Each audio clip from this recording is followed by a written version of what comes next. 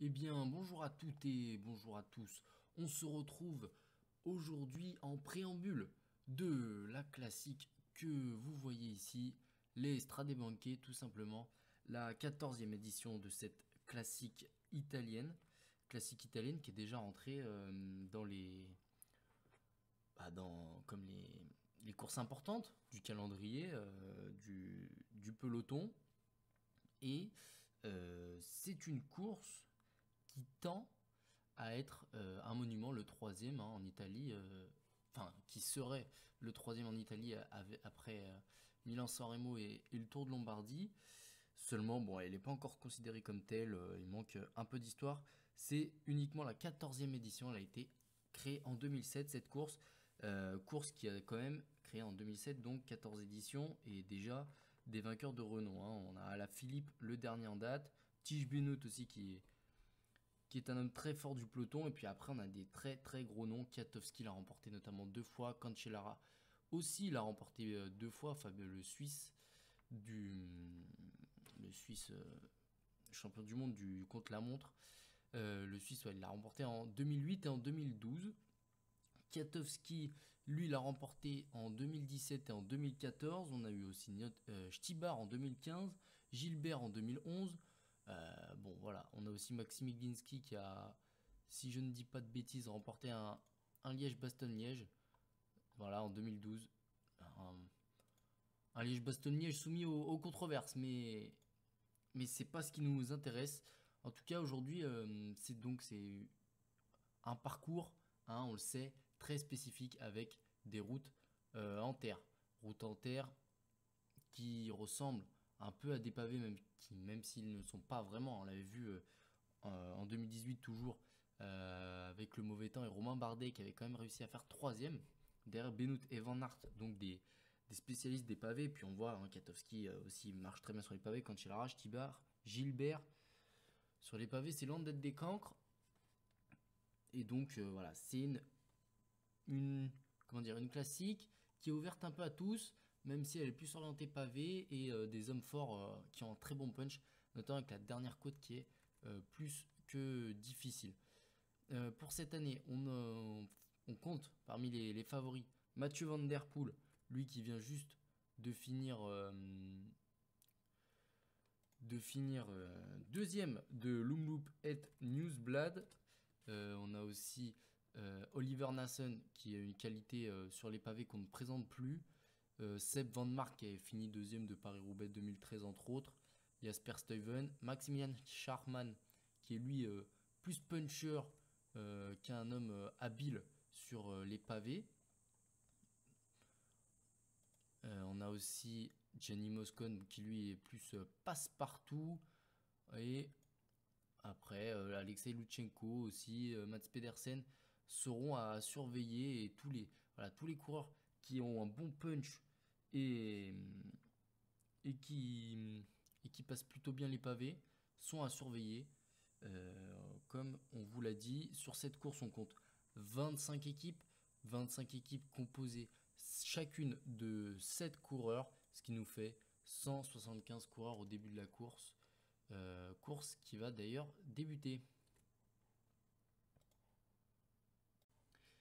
Et donc nous revoilà au départ ici à Sienne, une course hein, qui va partir de Sienne, qui arrivera aussi à Sienne, qui arrivera en haut du Piazza del Campo. Et les premières attaques sont déjà là avec Romardi, lui qui a envie d'en découdre. On a vu qu'une échappée, par exemple, pouvait mener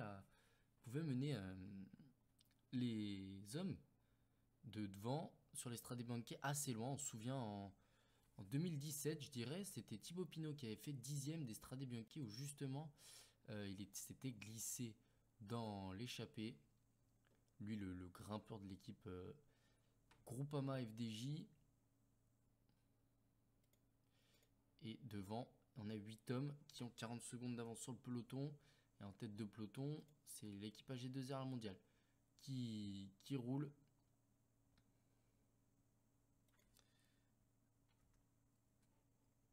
Devant 8, toujours 8 hommes, 35 secondes d'avance à peu près, et pas de coureur d'AG2R la mondiale, c'est pour ça qu'il roule. Donc on va décrire les 8 hommes de tête. On a Ben King qui est devant pour la formation NTT, Luke Hamilton pour la formation Mitchelton, Romain Hardy pour la Arca Samsic, lui qui a été le premier à attaquer, Matteo Bussato pour l'équipe Nippo, non, Vini quelque chose, l'équipe Vini Tsabou, tout simplement. Devant, on a Cyril Barth là qui prend un gros relais pour la BNB Votel Concept. Dans sa roue, on a Kylian Franchini, le Suisse de la Groupama FDJ. On a vu Marc Padoun aussi de la Bahreïn. L'Espagnol Carretero de l'équipe Movistar complète ce groupe de tête. Toujours 40 secondes. On a les Alpecin Phoenix de Mathieu Van Der Poel qui se sont mis aussi en état de marche. Du côté de l'équipe IF, on a vu que Seb Van Mark faisait partie des favoris. Est-ce qu'on a...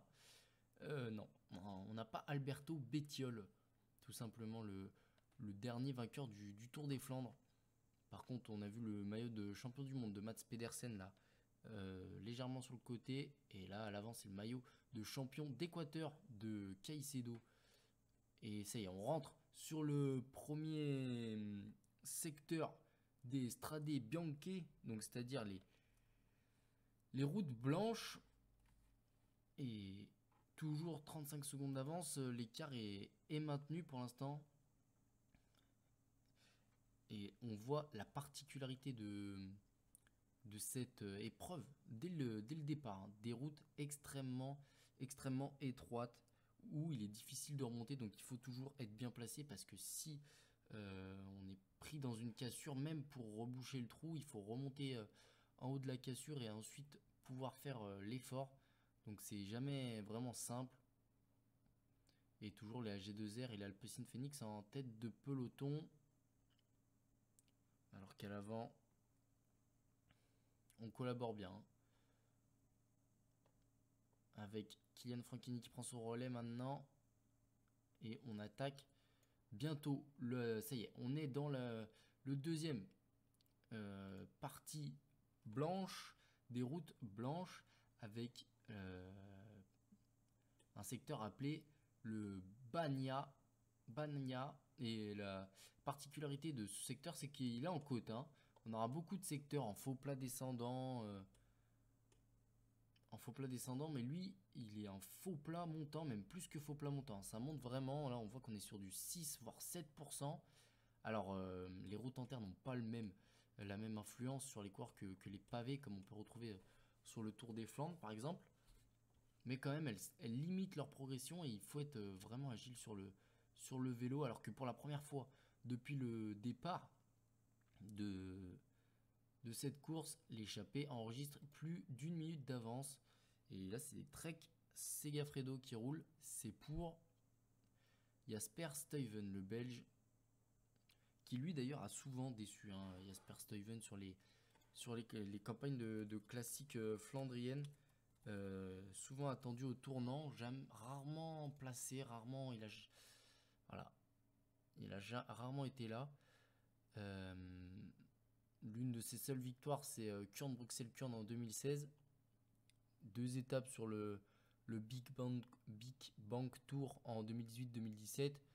Alors que voilà, on lui promettait, en tout cas on le voyait déjà sur le podium à Roubaix en train de soulever son pavé. Et ça a pour l'instant jamais été le cas. Et en plus, il commence à arriver à maturité. 28 ans, Jasper Stuyven maintenant. Aujourd'hui en 2020. Et du côté du peloton, on a les premiers lâchés. On va aller voir derrière les dégâts que l'allure imposée par la tête de course fait, en tout cas la tête de peloton, parce que la tête de peloton ne veut pas laisser la tête de course sortir. Et on voit, ouais, à l'arrière, il faut relancer. Et c'est compliqué, hein. Là, le groupe de lâcher, le groupe de 8, je les vois pas rentrer de sitôt. Même si là, on va bientôt arriver sur une portion un peu plus calme. Enfin, en tout cas, avec moins de routes blanches. On voit quand même qu'il y a des routes blanches tout le long du parcours. Et que généralement, ces routes, elles sont assez longues. Pas comme par exemple sur Paris-Roubaix ou le Tour des Flandres où les secteurs pavés font pas de plus de 2 voire 3 km grand maximum. Là, on aura je pense du 10 voire 15 km pour certaines routes blanches. Déjà, on a vu en début de parcours des routes plus supérieures à 5 km. Et donc là, avec ce qu'on a au milieu de classique, à mi-course, c'est sûr qu'on va pas s'embêter, surtout si le rythme reste aussi élevé. Hein. Là, on est à quasiment 60 km/h dans une descente à 4 voire 5%. C'est qu'on chôme pas. Et voilà, on rentre dans la Piana 6,3 km. Hein. Donc c'est ce que je vous disais. Et c'est loin d'être le plus long. Hein. Ce secteur, derrière 152 coureurs. Mais on voit qu'il y a des coureurs en difficulté déjà après uniquement 50 km de course. Des coureurs qui sont déjà vraiment en difficulté et qui se battent pour garder leur place dans le peloton parce qu'après ce secteur-là, on aura un léger répit, même si on a une côte au milieu. Alors, bon, ça va être compliqué pour les hommes déjà en difficulté alors qu'on a une chute. Chute de José Rada dans le peloton, ça peut être important ça parce que l'équipe Cofidis, peut-être qu'elle mise beaucoup sur. Non, c'est sur José Rada, non, c'est sur Jesus et Rada qu'elle misera l'équipe Cofidis. D'ailleurs, on va regarder un peu plus en détail la start list. Hein, donc, on a cité les favoris Stuyven, Nassen, Van Mark, Van Der Poel, Lutsenko, pourquoi pas à surveiller. Moric aussi qui a surveillé, Moscon, on l'a dit. Charman, Siskivicius pour l'équipe Nippo Delco. Pourquoi pas Anthony Turgis aussi. Pourquoi pas Anthony Turgis hein. Anthony Turgis, il faut le surveiller. L'année dernière, il a fait une bonne campagne de classique. Côté du AE, on est venu sans trop de leader. Même si Pogacar ou Ulissi pourraient tenter de tirer leur épingle du jeu. Kreuziger, Anthony Perez pour la Cofidis. Tom Yelte Slacter pour la BNB. Et Valentin Madouas. Valentin Madouas, pourquoi pas. Il faut voir. Et on n'a plus que 102 coureurs dans le peloton. Les crémages a déjà commencé. On voit là, on est dans un groupe attardé. On est loin du peloton. Hein. Pour ces hommes-là, je pense que eux, voire même je suis sûr qu'ils rentreront jamais. Et on a des vrais groupes. Hein. Un gros groupe Eto là, emmené par les coureurs de la Androni Giocattoli.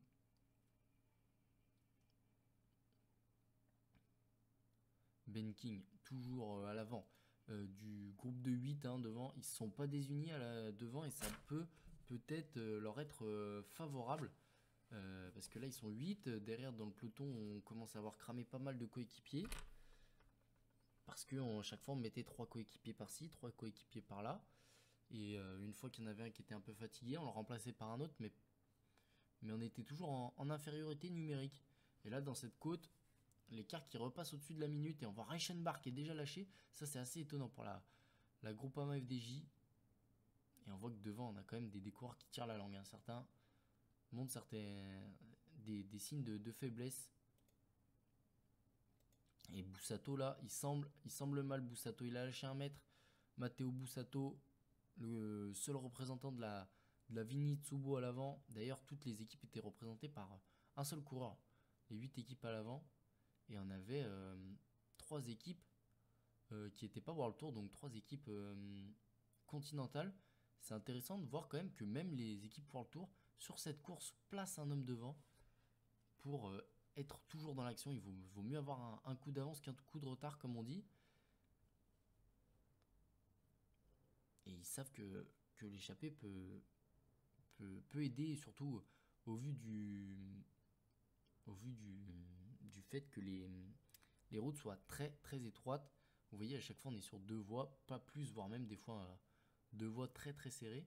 Là c'est un peu mieux là dans cette partie là, mais on va bientôt arriver à la route blanche la plus longue, la route de Lucignano d'Asso,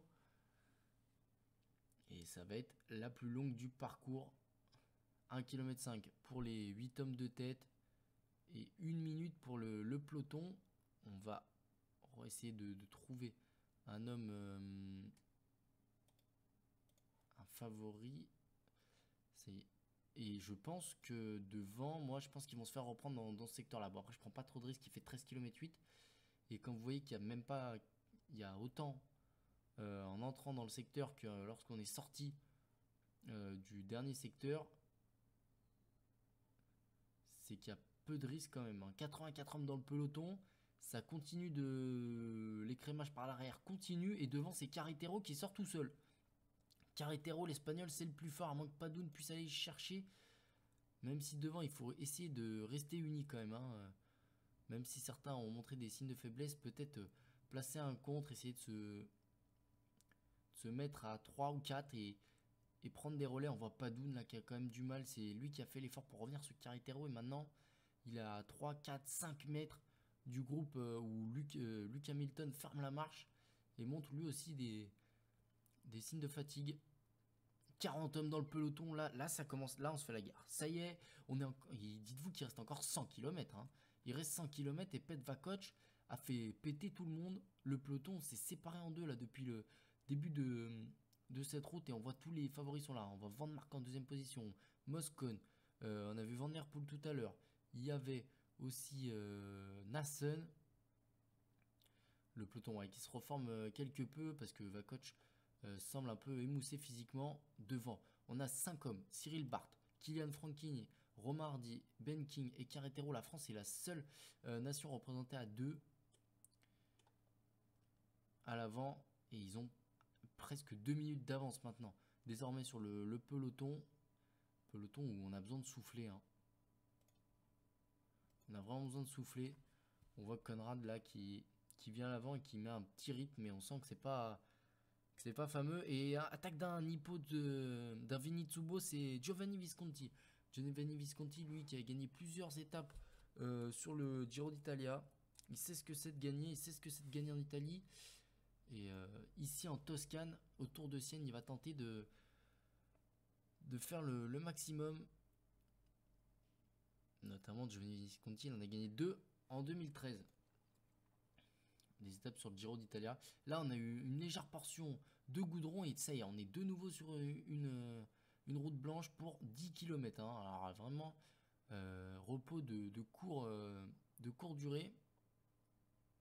Et Jesus Serrata derrière qui est sorti en contre, derrière Prades, Siskevicius pardon, et Visconti, mais ça semble compliqué pour l'Espagnol là de pouvoir rentrer maintenant. Il y a 2 minutes 30 entre le peloton et l'échappée, il n'y a jamais eu autant, hein. Il n'y a jamais eu autant finalement.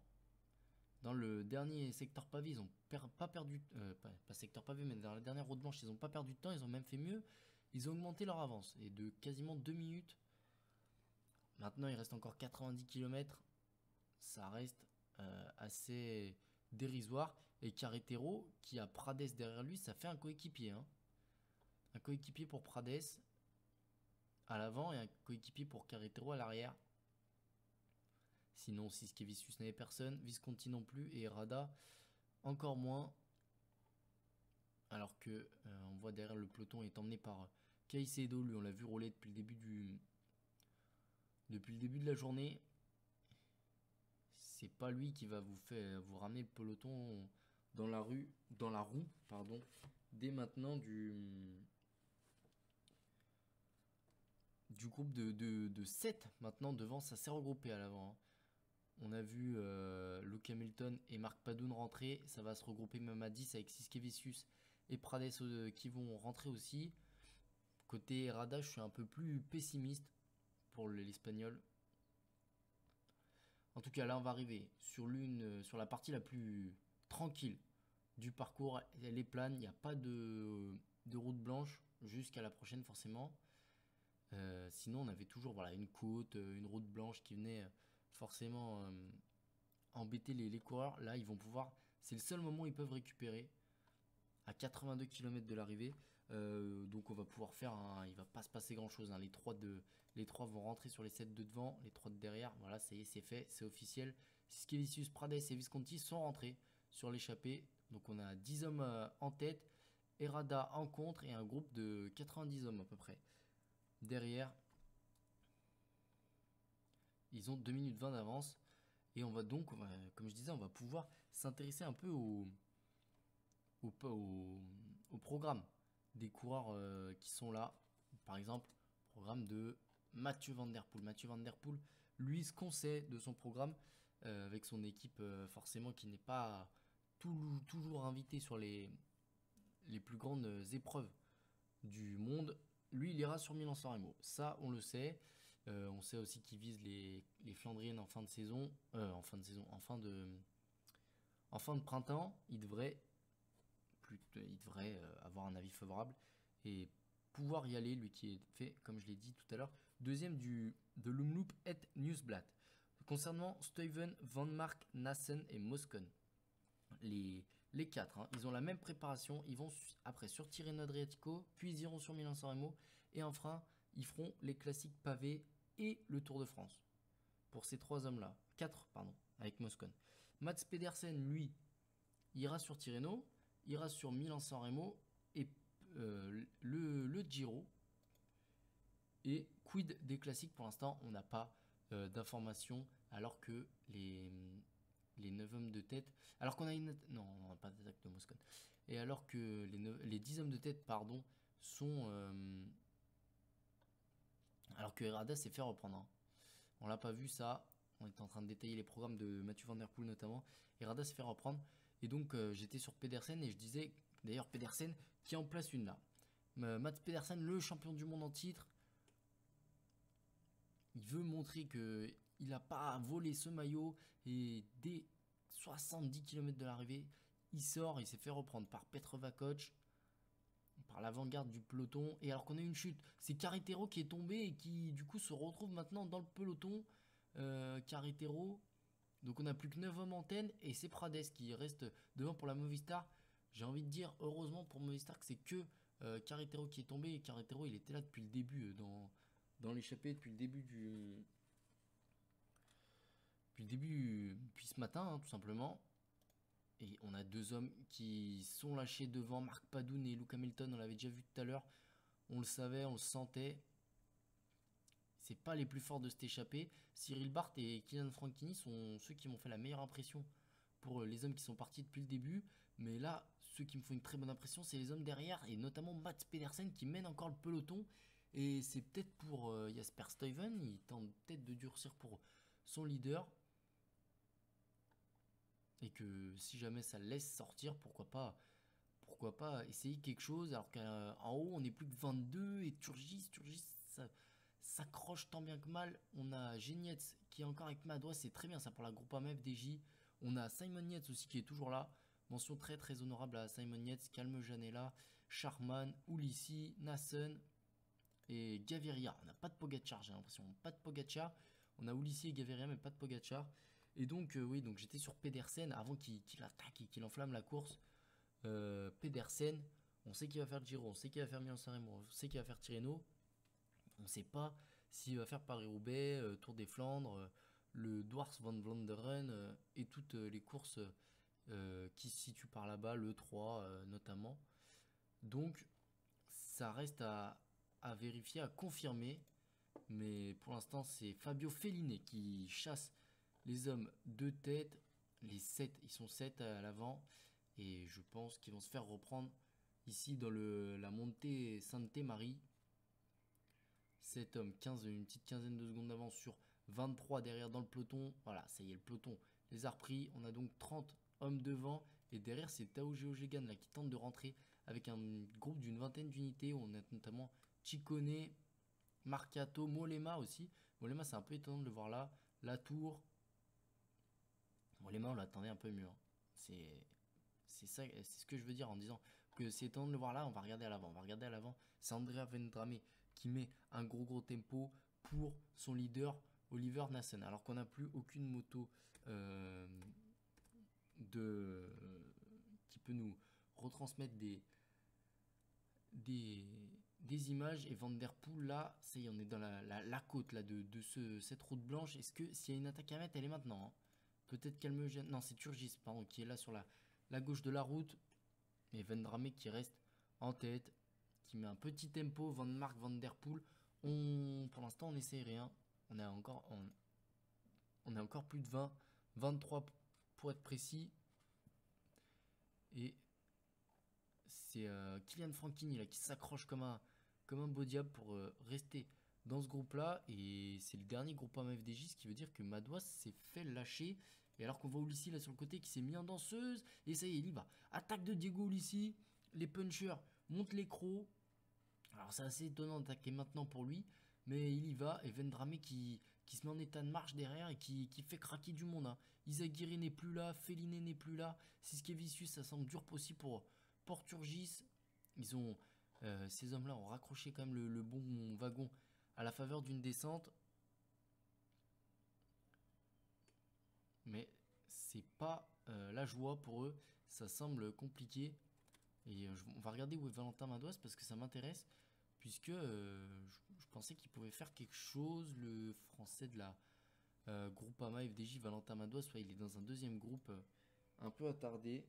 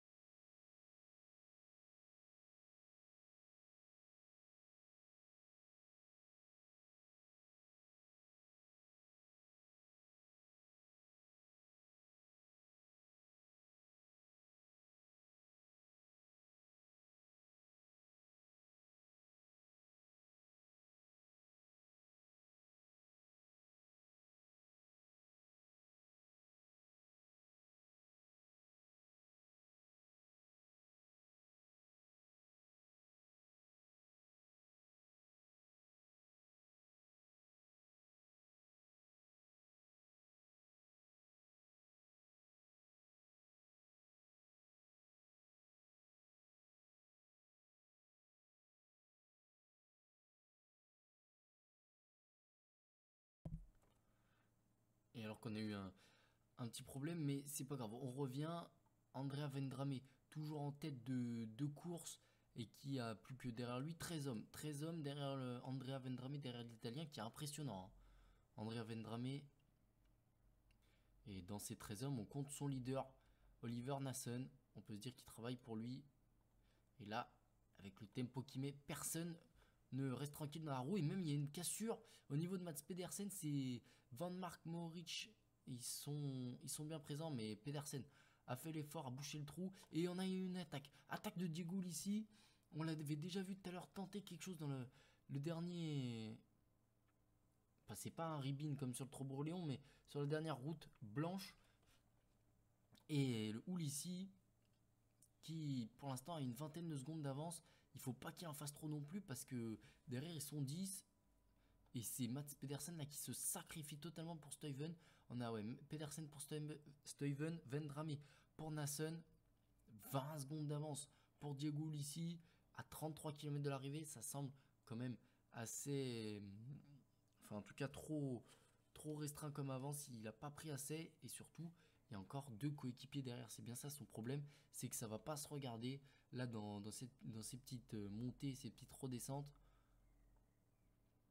on voit Vendrame qui est quand même montre des signes de fatigue. Là, il est en dernière position du peloton maintenant. Juste derrière Jenny Moscon, ou juste devant Jenny Moscon, pardon. Et attaque de Mathieu Van Der Poel. Ça y est. Le favori numéro 1 s'élance. Il y va. Il y a Mohoric dans sa roue. Lutsenko. Attaque surpuissante quand même dans Van Der Poel. Et après, il a récupérer 10 secondes sur Ulissi et il n'y a que Mohoric qui a pu s'accrocher à sa roue.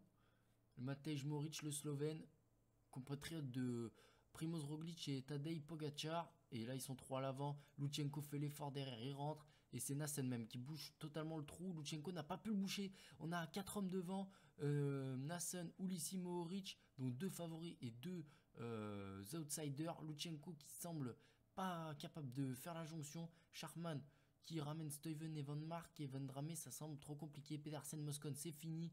Calmejean aussi. Donc à l'avant, 4 hommes, dont Nassen, Ulissi, Van Der Poel, Mohoric. Derrière eux, avec 10 secondes, 4 hommes encore, Stuyven, Van Mark, Schachmann, Lutsenko, Van Dramé, qui est derrière.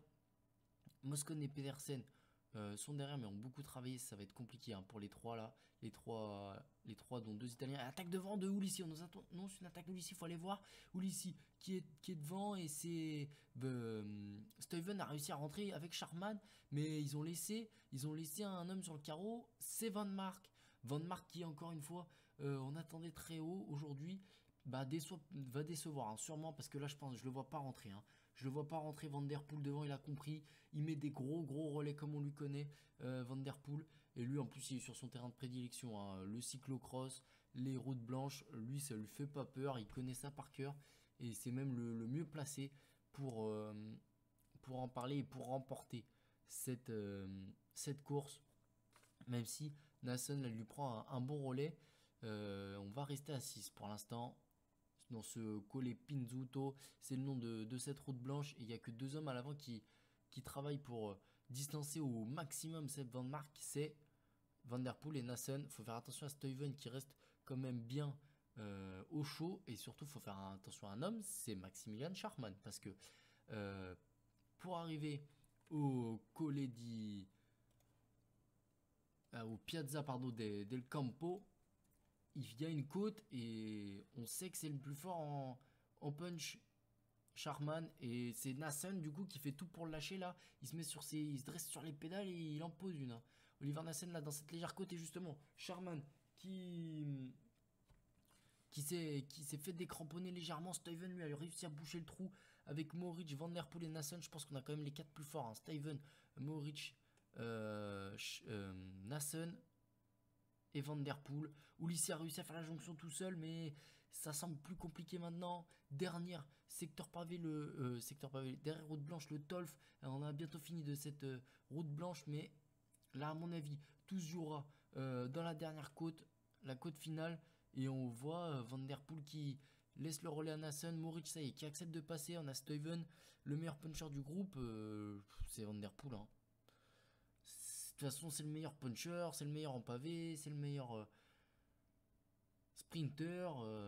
Pour battre Van Der Poel, c'est compliqué. Il faut le lâcher avant le sprint et il faut le lâcher. C'est compliqué. Hein. C'est trop dur de gagner face à Van Der Poel. Même si les 3 autres, attention, ils n'ont pas encore perdu. Hein. Là, on va attaquer une dernière côte. Et puis, on entrera dans la descente, on tournera à gauche et on arrivera sur la dernière côte. Voilà, Van Der Poel hein, sur cette, comme je disais, sur cette épreuve et comme un poisson dans l'eau, on l'a vu avec Wout van Aert qui a fini une fois deuxième, une fois troisième de cette classique en 2018 et 2019, excusez-moi. Mohoric, voilà, qui prend le virage à gauche. Et là, on va passer sous le... Non, à droite. Et là... Mais, oui. Et puis, on va aller à gauche. On a vu le départ qui était juste sur la droite. Et Mohoric qui attaque cette dernière côte en tête. C'est important. C'est important. Dernière côte pavée en plus. Mais les pavés, ils n'ont pas grande importance. Hein. Il faut passer. Hein. Il faut passer parce qu'à la fin, on a des virages. Et les virages, ils nous permettent pas de doubler. Hein. Voilà, on est en haut de la côte, il s'est rien passé dans cette côte, tout le monde s'est regardé. Et Nassen qui va lancer en tête et on n'a pas trop d'images. On va essayer de mieux voir. Nassen qui est en tête pour l'instant, peut-être que Van Der Poel va pouvoir passer sur la gauche. Et non, victoire du Belge, première grande victoire à son actif. Oliver Nassen, lui qu'on annonçait depuis quelques temps déjà comme un homme à surveiller, un homme capable de gagner des Paris-Roubaix, capable de gagner des grandes classiques. Et bah il le fait aujourd'hui, il gagne Strade Bianche. Strade Bianche, comme je le disais en préambule, qui est considéré comme une très grande classique, voire bientôt même peut-être un monument. En tout cas, il est au minimum au même stade que la Flèche Wallonne et Sepp Van Mark qui lui était tombé hein, dans le dans le, sur le final. Elle finit finalement 9ème. Simon Yates 10, pardon, Mats Pedersen 11.